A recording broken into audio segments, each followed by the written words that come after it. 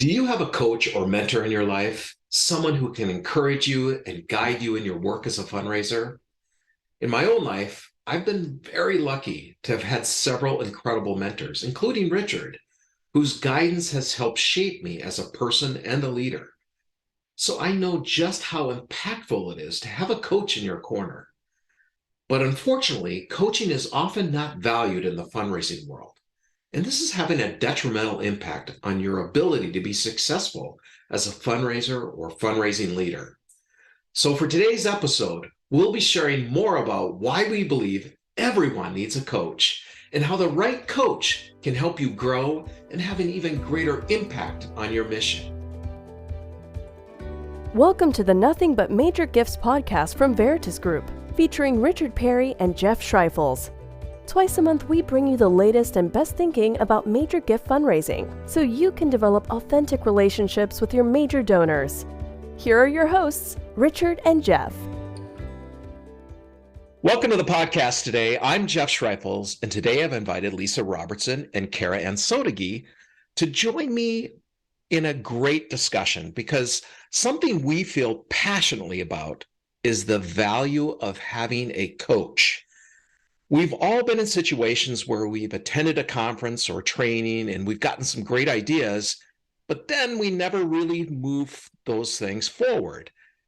Doing this on your own is hard work, even if you're motivated to make a change. So that's why Kara, Lisa, and I are going to be discussing how we think about and approach coaching and why having a coach can be transformative in your work. But before we get too far into it, Lisa and Kara, why don't you introduce yourselves? Sure. I'm Lisa Robertson, Director of Client Services. I've been in the nonprofit world for nearly 30 years, as scary as that sounds, and with Veritas for 10. And what I love about our role here at Veritas is the opportunity that we have to coach, to come alongside people, to encourage them. And I think about even in my own life, the coaches that I've had who have helped me become, better at the things that I wanted to become better at. Glad to be here today, Jeff. Thanks. Yeah, Kara. Yeah, and I'm Kara Ansotagi. I'm the other Director of Client Services here at Veritas, and I've been in the fundraising industry for between 20 and 25 years, and I'm just really excited to be here and talk about coaching today. It's one of the parts I really love the most about our work. Like Lisa said, getting to come alongside our clients each day and coaching, it's such a true pleasure. Okay, well, thanks for joining me today. I know this is going to be a good discussion. So, Lisa, let's start with you. Help us define what we mean by coaching. Sure. We're talking about someone who comes alongside and is meeting regularly. And in this case, with fundraisers, we're talking about strategy, we're giving them accountability, and we're able to offer some outside perspective, right? Sometimes we just need that, someone who's outside of our world to kind of give us a broader view. So in our work, what that means is we're meeting with frontline fundraisers and we're managing the execution of their fundraising plan. We're asking really thoughtful questions to get them to think more broadly. And we're helping to support them in overcoming obstacles. And sometimes we're, part counselor, right? Or I call it the Weight Watcher scale. So like one time I was working with the COO and he told me like, he wouldn't make his calls if he didn't know that we were going to meet that week. Because it helped him move the donor work up his priority list, is because he had so many things to do. He could have kept putting it off. But when it's like, oh, Lisa's going to call and she's going to ask me if I've made these calls and what I learned and what our plan is, then, that's really helpful to him. So that's why. And then, I think of another fundraiser and she was at like the end of her career. She's been really successful in large markets, talking to some donors that if we said their name out loud, you'd be like, oh yeah, we know that family, right? Yeah. So it's like, why would she need a coach?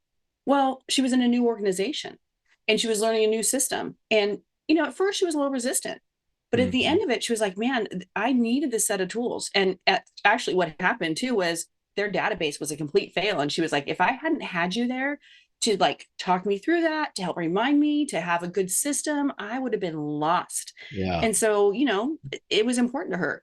So in some ways, like we're walking alongside someone, we're reminding them. And in other ways, we're sort of stepping into a role a manager might hold because that manager's potentially so busy, right? So it's really a lot of things, but it's really walking alongside, having that accountability, offering the advice and asking really thoughtful questions. That's really good. I mean, I look at it like in my own life Mm-hmm. of having different people in my life that have been in that coaching position for me. Mm-hmm. And you're exactly right. It if you know that you're meeting with a coach, in fact, I'm meeting with one right. I have one right now for personally, just in leadership training and just Mm-hmm. having a coach. Knowing that I have that and knowing that I'm going to be talking to her on an ongoing basis makes me more aware of what I'm doing and what I'm going to be reporting back to her on.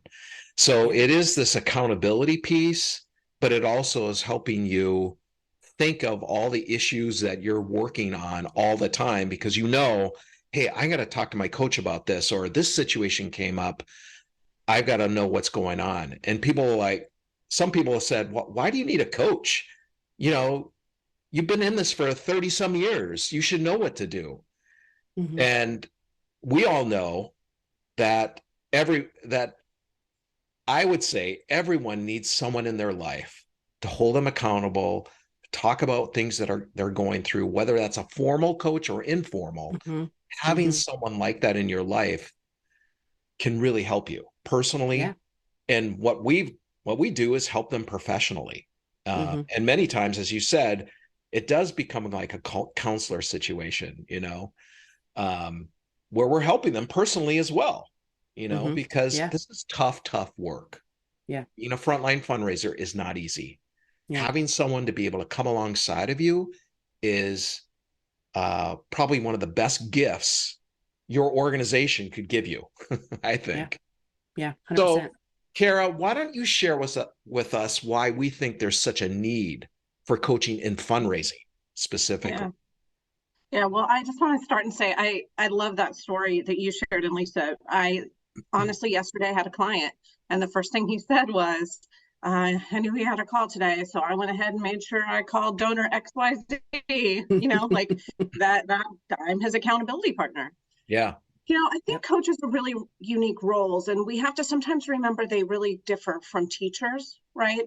Our job as a coach is to really hone and enhance our clients' abilities when it comes to building those relationships. Mm-hmm. We teach them along the way, but we're working with really smart people, right? We're there to Mm-hmm. help them and hone those abilities that they have.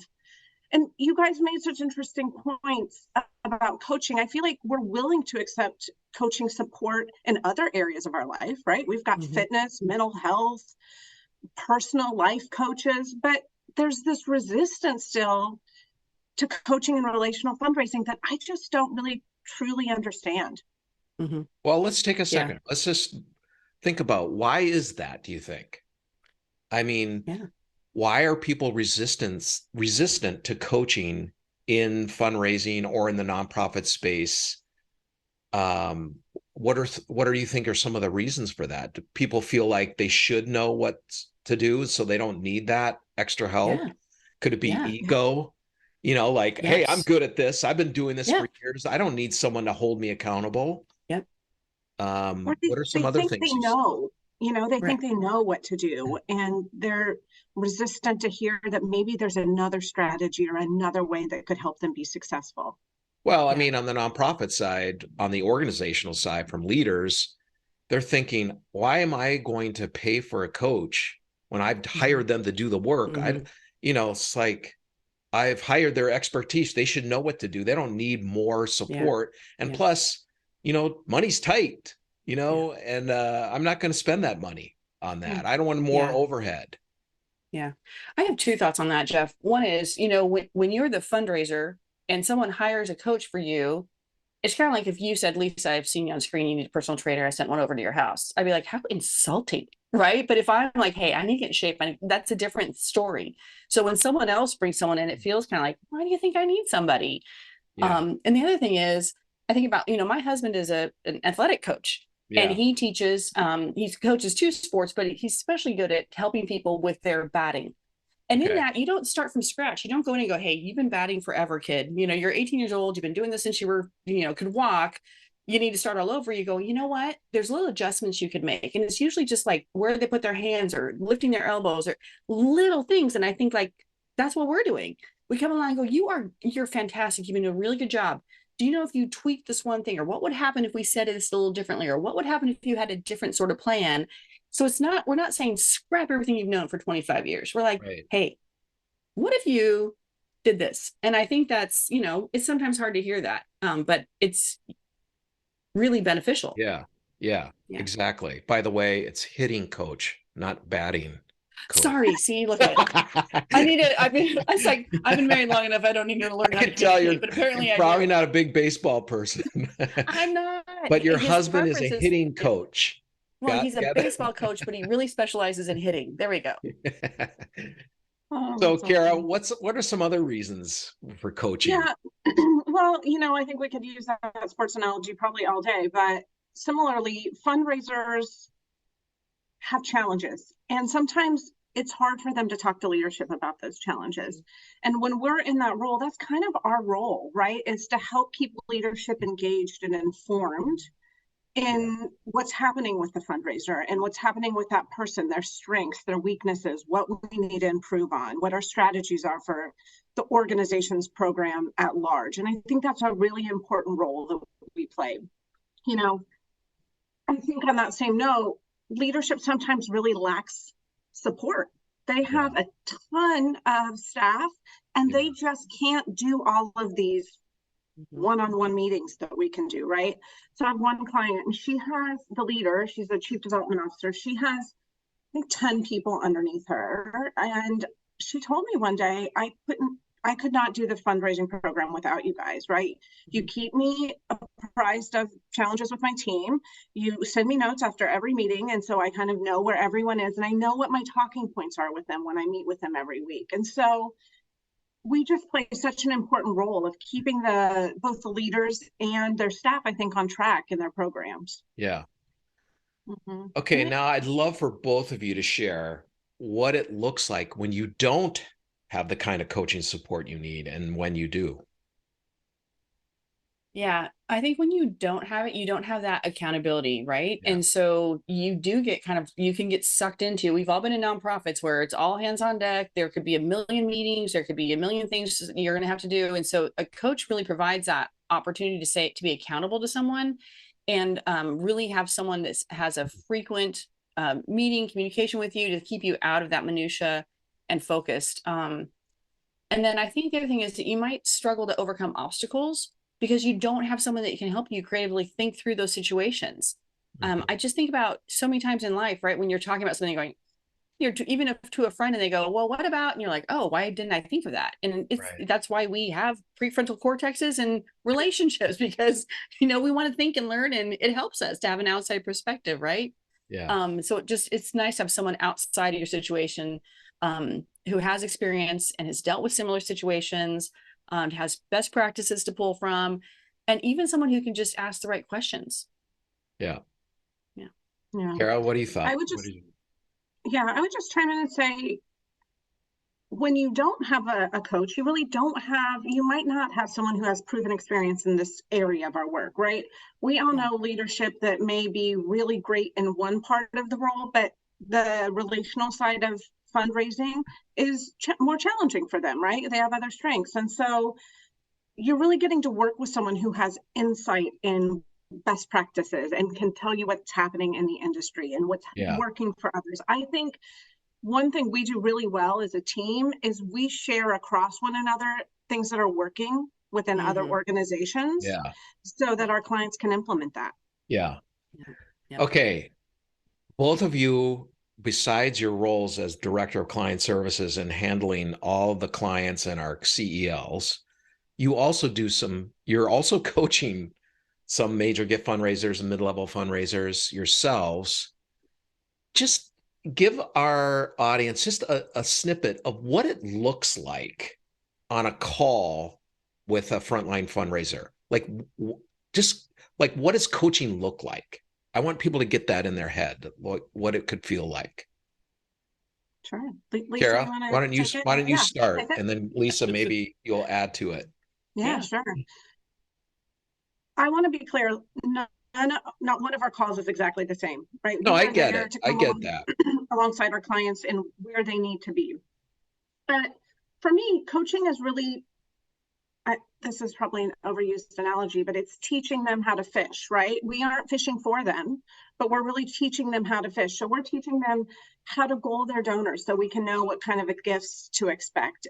We're talking to them every single week about donors that typically give the following month and the month after that, right? So what strategies do we have in place? Are we making sure those asks are happening? Are we stewarding them for the month? And are we learning passions and interests and getting that out to them? And so it's really helping them learn those skills and setting them up for success on a week-to-week basis. And Lisa made some points. Sometimes we're also therapists, and we're just making sure that all the challenges that happen in the organization, that they can stay motivated and work through those. So Lisa, tell us like a specific thing that you've had to talk to a fundraiser about, you know, when you're meeting with them during the week. Sure. Yeah, I've got a couple illustrations. One is, you know, we always like to start our calls with a win, right? Why? Because you said it, this is really hard work. So we'll say, hey, tell us about, you know, a good quality win or connection. And it never fails. I work with one, she happens to be an ED, but she also, you know, has a caseload. And she'll say, oh, I don't know that I've done a whole lot this week. You know, I've got so much going on. I've got, you know, she calls it mom guilt because she's got so much. She feels like she's not attending to anything. And then I'll go, let's go through your list. Let's see who we need to, who's behind or who we're getting ready to ask for, you know, and sure enough, she's like, oh, I'll talk to them. Oh, no, I just had coffee. And so she forgets what she's done, right? So that's what it looks like is me going, no, okay, you have talked to Jeff. You are ready to ask him for his 50 grand. You know, you're all set up for this. You've done the work. It just didn't feel like it. But you've been following your plan. So you're great. Another time it might look like, you know, after the wins and connections, tell me what's going on, you know, your plans with your donors, like, or who'd you talk to? Like, I talked to Kara. She was so mad because we actually sent something to her and we addressed it wrong. You know, it was to her and her spouse, and he has nothing to do with it, with the giving. And she was so insulted because she's told us that a million times, and our processing center has messed that up. Now, if I'm managing that person and a couple other people, and they're having the same things, that's what Kara was talking about. I can take that to leadership and go, hey, your processing center is hurting your pipeline and hurting your major gift fundraisers. And that's where it's like that person felt personally responsible and kind of devastated because they got the phone call from an upset donor. But I'm able to walk them through that.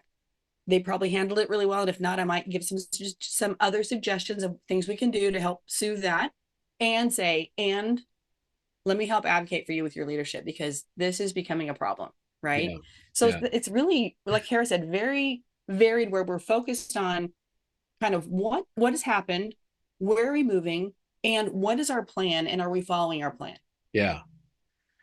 Good stuff. I just wanted folks to kind of know, like, what does it feel like to have a coach talk to you about your portfolio? What does it look like on a weekly basis, and what should it feel like?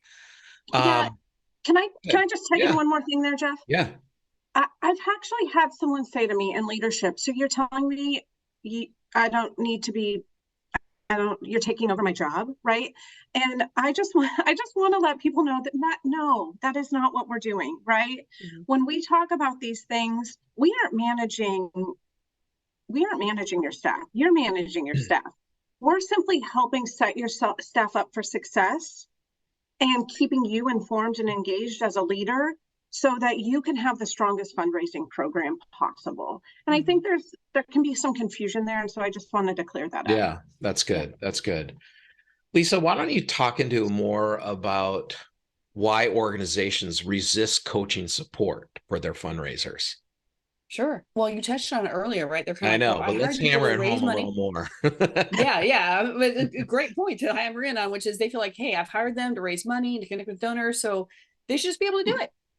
And so there's just there's understandings, and Kara touched on this, like the nuances of the job, right? Like we always say, this is the best job in the world, and it is. And we also say it's a very hard job. It really does take a lot. And so it requires a lot of emotional intelligence, drive, organization, personality, all these things. And you can't expect as a leader to know all those things, right? And then the other thing is, you know, going back to the point of playing the manager and all those things is, the leader might feel like, well, I should be able to do this. Well, maybe not. Like maybe they've been hired because of their expertise someplace else in the donor pipeline or someplace else in leadership, and that's great. But we also kind of come in there and we're helping, right? Like similar to Kara, I say, listen, here's you and here's your fundraiser. And I come in right in between just to get in the muck and mire. So you don't have to worry about the day-to-day minutia of I talked to this donor and they were upset. But you can deal with the organizational pieces of the donor processing center getting the name wrong, right? Yeah. I think, Kara, did you have a story there? I think about something like that, similar. I was just going to say, I've sat in that role, right? I hired Veritas before years ago. And one of the greatest gifts you guys gave me was meeting with my team and copying me on notes so that I always knew strengths and weaknesses and how they were performing in the program. And instead of letting that be a fear, which it can be sometimes, right? Like, oh, they're taking over. What are people going to think I'm doing? There's a really wonderful way to allow it to be a relief in that stress and that burden on you when you have so many other things to do. You can focus on other parts of your work, like you were just talking about, Lisa. So, I want leadership to always remember we're here to support them in this journey. Yeah. That's a really good point. So if one of our listeners right now is wanting to get a coach or find some additional support, what advice would you give them? Lisa, why don't you start? And then Kara, why don't you follow up with her? Sure. Yeah, I think we would always suggest they start with a free assessment from us, Jeff, right? Because what that does is it shows them a little bit more about their value attrition, kind of where we might be kind of losing donors and they're giving along the way. And it also gives them a better understanding of their staff needs and where we can help serve them as coaches. So I always definitely recommend that. Yeah, I would just tag on to that, Lisa, and say that I know not everyone can afford our weekly coaching, right? Especially smaller nonprofits, that can be a challenge for them. But we really are working to make more group coaching available in the near term. And I would just recommend they come and talk to us and learn a little bit more about that group coaching, because I think it really still can offer them the best of both worlds. Yeah. Love that. Okay, Kara, for any leaders listening, how can they begin to provide some of that coaching support to their team right now? Sure. I think they can start by doing some of the simple things we do here. They can have weekly meetings, right, in order to check in on the progress of each individual staff member. If that's too much, maybe they go to bi-weekly. We even do that sometimes. During those meetings, they can coach them on how to best prioritize their work in order to accomplish their goals. They can ask them questions that help them think through next steps. An example of that really is each week I meet with my coaching clients and I ask them what their next touch point is. I ask them how they're planning for it so it's completed on time, right? Yeah. I also ask them what donors make gifts the following month and encourage them to think through their strategies to ensure that they have plans built for each of those donors. So it's really a balance in my mind of helping them think through and strategize versus really us telling them what to do. And that's what I think managers can do, is teach their, I know I said it already, but teach them how to fish, right? They can teach them how to start prioritizing and strategizing on their own. Awesome. Well, thank you both for joining us today on this episode. And we hope this has given you some creative ideas and inspiration to pursue a coach in your fundraising work. If you'd like to learn more about how we partner with organizations and fundraising leaders to provide coaching to your team, I want you to grab some time with my colleague, Amy Chapman, to learn more about how we can work together. And you can find a link to her calendar in the show notes. Really take advantage of that and have a discussion with her. So thank you, and we'll see you next time. Thank you for joining us for the Nothing But Major Gifts podcast from Veritas Group. Richard and Jeff also write an ongoing blog that you can subscribe to for free at veritasgroup.com. Please join us again next time.